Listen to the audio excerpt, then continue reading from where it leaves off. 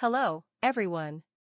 Welcome back to Violent Cloud, the place where we simplify the complexities of the online world. Today, we have an exciting tutorial for you. We'll guide you through the process of WordPress plugin setting. Whether you're starting a blog, business website, or an online portfolio, this guide is for you. Let's dive in. In this tutorial, we will study how to create an email account.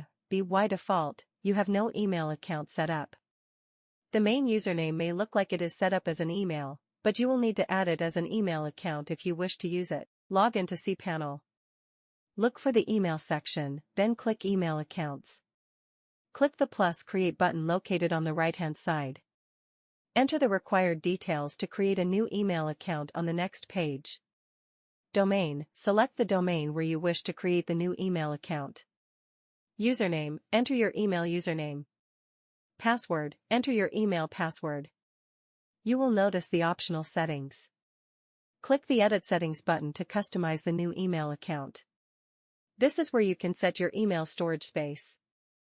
Click plus Create to finalize. The same steps work for creating email accounts for your primary domain, add-in domains, and subdomains.